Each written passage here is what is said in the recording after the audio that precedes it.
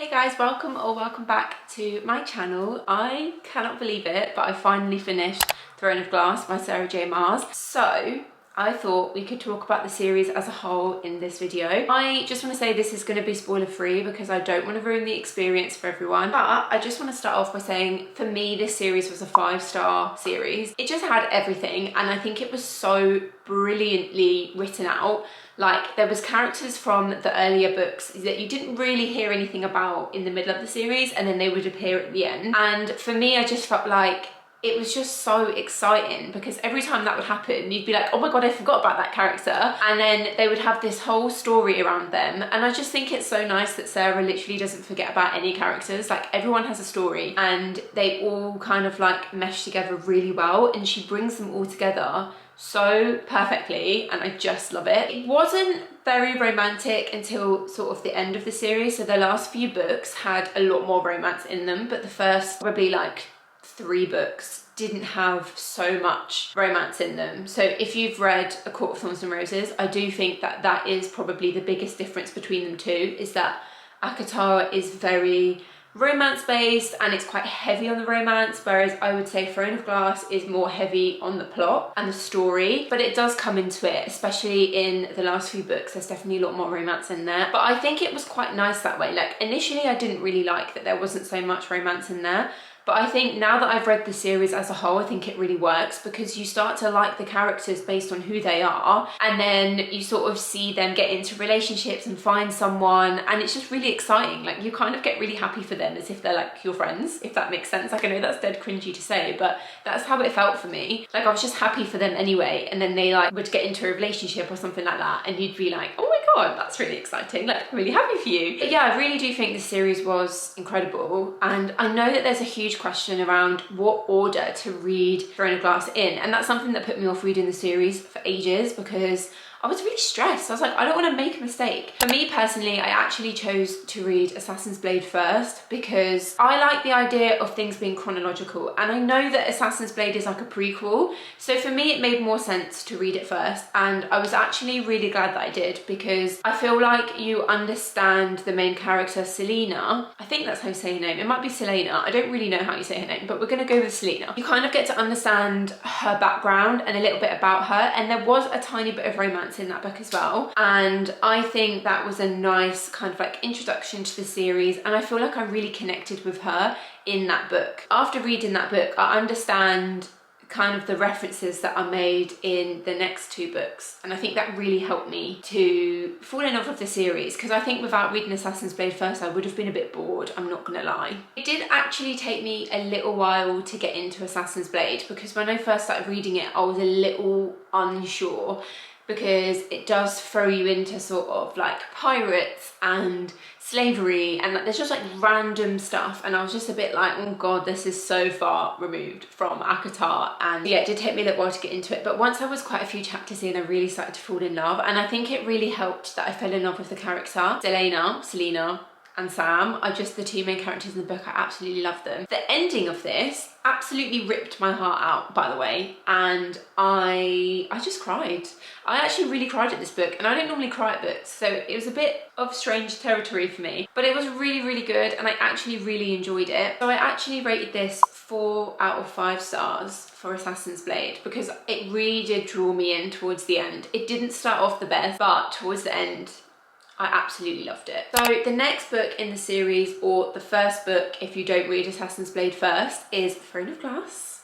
Here she is on my Kindle. I read most of this series on my Kindle, by the way. So this started off really, really slow, and that was why I was glad that I'd read Assassin's Blade first. I did enjoy it, but it did take me a lot longer to get into it than Assassin's Blade, and there are so many references in this book to her past, and I think I would have been so lost and like, what on earth are they talking about? Like, when did that happen? And I think that would have ruined it a little bit for me. Having read Assassin's Blade first, I knew what they were referring to. It just made it a lot easier to get through because I do think this one was really, really slow. And I also fell in love with Selena a lot more in this book, and I absolutely loved that there was a hint at romance. I mean, there wasn't much romance. I wouldn't even say it was romantic. I would say it's more like flirtation. Because there was no full romance in it, the little bit of flirtation that was in there really helped me to get through. So I actually only rated this a 3.7 4.75 stars. The next book in the series is Crown of Midnight, and it did start to pick up a little bit here. It did still take me about 18 chapters to get through it and to really start enjoying this book though, but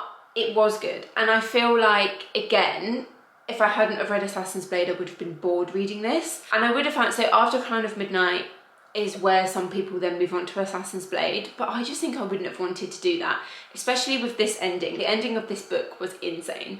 Like, I didn't see it coming, and it was something that I didn't expect, so I really wanted to like move on to the next one. And I don't think I would have gone back in time to read the prequel first. I think maybe some people would enjoy that. I think if you prefer sort of the light bulb moments where you're like, oh my god, now it makes sense, then read Assassin's Blade third. But for me, I didn't want that. Like, I really enjoy that, but it would have been such a slog to get through Throne of Glass and Crown of Midnight and then go back in time to read Assassin's Blade and then move on to Heir of Fire. Like, for me, I just don't want to read books that way. So reading Assassin's Blade first really worked for me. I rated Crown of Midnight 4 out of 5 stars purely because even though it was really slow and quite hard to get into, the ending was so good and I was just so excited by the ending of it that it really brought the rating up. Just a quick side note, by the end of the series, it doesn't matter where you read Assassin's Blade because it just didn't matter towards the end. Like, I feel like it matters more in the beginning of the series. Moving on to the next book was Heir of Fire, and guys, this book was 5 stars. I thoroughly enjoyed this book.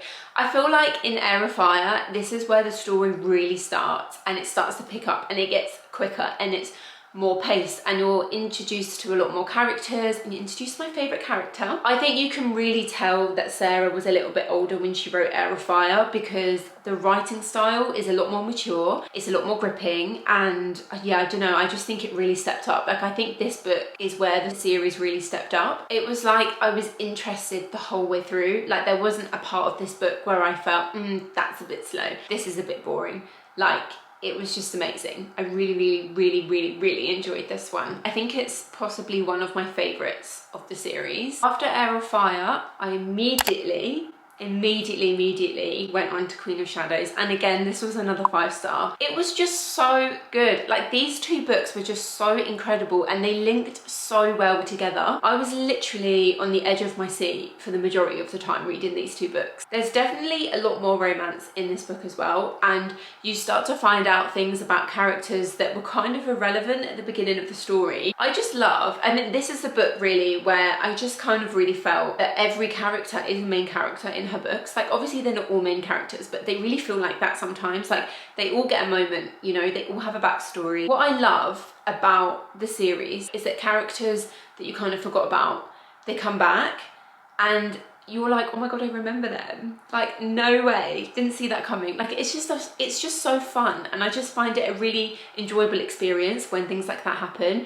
and I think it's so clever. So after Queen of Shadows, some people decide to tandem read Empire of Storms and Tower of Dawn. I, again, wasn't sure what I wanted to do because these are quite hefty books and I was a little bit worried about going from one story to the other. But in the end, I did decide to do the tandem read and I do not regret it. Like, I actually would really recommend you do the tandem read of these 2 books, because after Queen of Shadows you move on to Empire of Storms and you read through the entire book.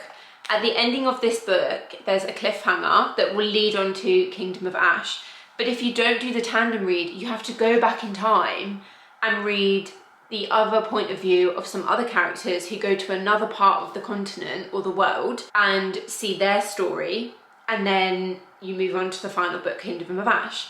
But I think doing the tandem read was probably the best thing that you can do, purely because something would happen halfway through this book that would link to what is happening in this book, and you find out some information that the characters in this book don't know, and you're just there like, oh my god, you know this piece of information, but they don't know this piece of information, and this piece of information would really help them through the story, and you're just kind of sitting there and you're like, honestly, I just felt like it really, again, made it more of an enjoyable experience, and they link together perfectly. You know, if you do the tandem read. I think without the tandem read, I would have found this so boring. Purely because, again, I think with Sarah's books, the beginning of her books are always quite boring. Like, no offense, Sarah, but for the majority of this series, the first like quarter of the book, I'm like, do we really need to know about all of this?